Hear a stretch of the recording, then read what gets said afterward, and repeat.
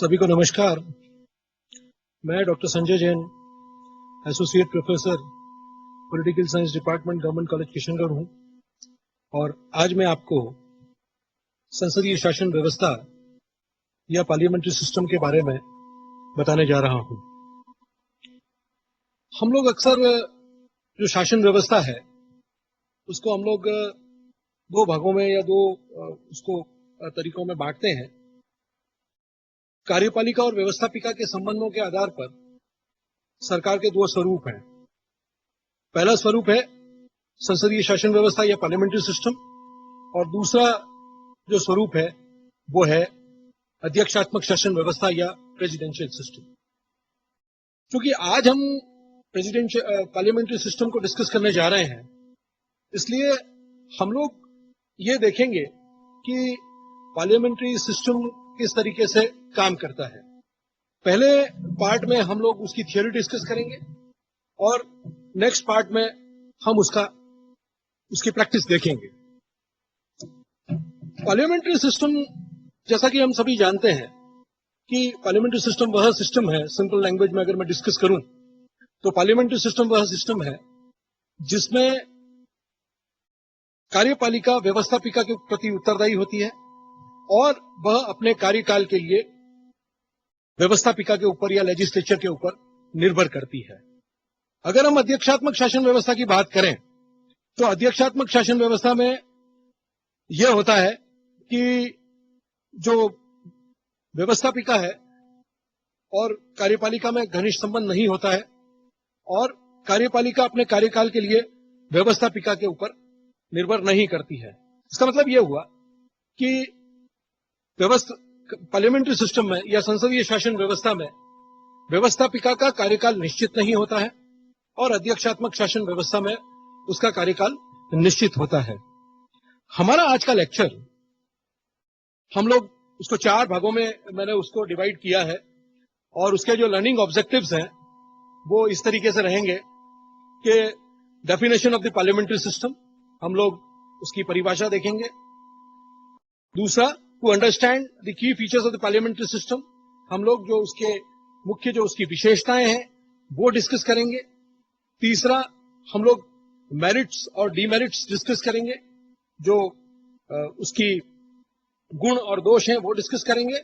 और नेक्स्ट जो उसका जो 4th पार्ट है उसमें हम लोग पार्लियामेंट्री सिस्टम भारत में कैसे काम कर रहा है, पार्लियामेंट्री सिस्टम ब्रिटेन में कैसे काम कर रहा है और उसकी नूतन प्रवृत्तियां या नई प्रवृत्तियां क्या है वो हम डिस्कस करेंगे। तो शुरू करते हैं आज का लेक्चर इंट्रोडक्टरी थोड़ा सा रिमार्क्स के बाद में कि पार्लियामेंट्री सिस्टम का मतलब क्या है।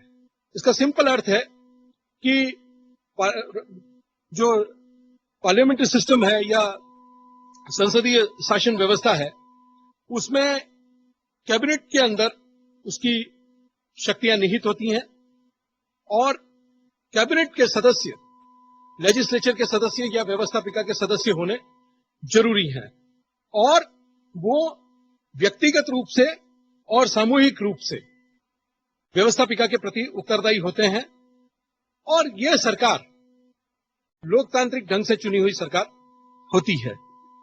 अब हम इंपॉर्टेंट परिभाषा है गार्नर की, वो अगर हम डिस्कस करें तो गार्नर के अनुसार संसदीय शासन प्रणाली वह है जिसमें वास्तविक कार्यपालिका अर्थात मंत्रिमंडल व्यवस्थापिका या उसके लोकप्रिय सदन के प्रति तथा अंतिम रूप से निर्वाचक मंडल के प्रति अपनी राजनीतिक नीतियों तथा कार्यों के लिए कानूनी रूप से उत्तरदायी होते हैं और राज्य का प्रधान नाम मात्र का तथा अनुत्तरदायी होता है। इसमें 2-3 चीजें हैं। इसमें चीज क्या है कि वास्तविक कार्यपालिका या जिसको हम मंत्रिमंडल कहते हैं और ये जो कैबिनेट जो सरकार है या कैबिनेट सिस्टम है ये एक तरीके से ब्रिटेन से शुरू हुआ और जो ब्रिटेन की संसद है उसको ब्रिटेन की संसद को संसदीय शासन व्यवस्था की जननी या mother of the all parliaments भी कहा जाता है। इस सिस्टम को हम लोग वेस्टमिनिस्टर सिस्टम भी कहते हैं। क्योंकि चूंकि जो ब्रिटिश पार्लियामेंट है वो वेस्टमिनिस्टर में स्थित है, इसलिए उसको वेस्टमिनिस्टर प्रतिमान या वेस्टमिनिस्टर मॉडल भी कहा जाता है। तो कहने का तात्पर्य यह है कि संसदीय शासन प्रणाली में व्यवस्थापिका और कार्यपालिका के बीच में घनिष्ठ संबंध, कार्यपालिका अपने लोकप्रिय सदन के प्रति उत्तरदायी होती है। जैसे भारत में अगर हम कहें तो वो लोकसभा के प्रति उत्तरदायी है, अगर ब्रिटेन में हम कहें तो वो हाउस ऑफ कॉमन्स के प्रति उत्तरदायी है। लेकिन अंतिम रूप से जो कार्यपालिका है वह निर्वाचक मंडल के प्रति उत्तरदायी होती है। और इसमें एक और इम्पोर्टेंट फीचर है, वो ये है, इम्पोर्टेंट इसकी परिभाषा में एक बात आती है कि राज्य का जो प्रधान है यानी कि हेड ऑफ द स्टेट है, वो नॉमिनल होता है, वो नाम मात्र का होता है, क्योंकि उसके पास में कोई वास्तविक शक्तियां नहीं होती है।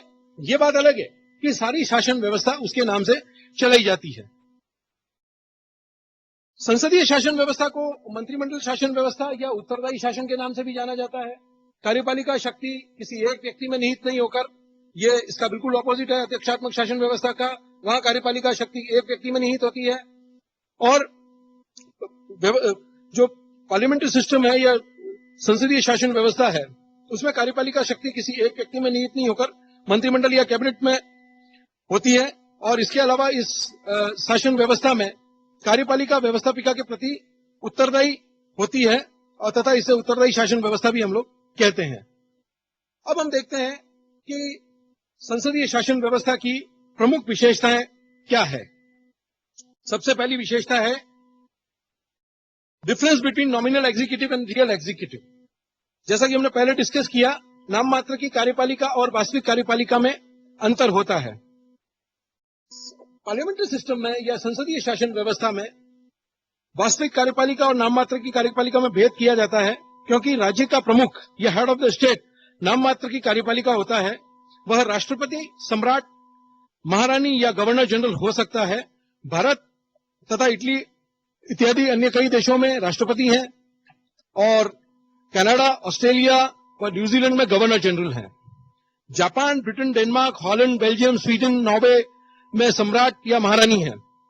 संसदीय सरकारों में राज्य के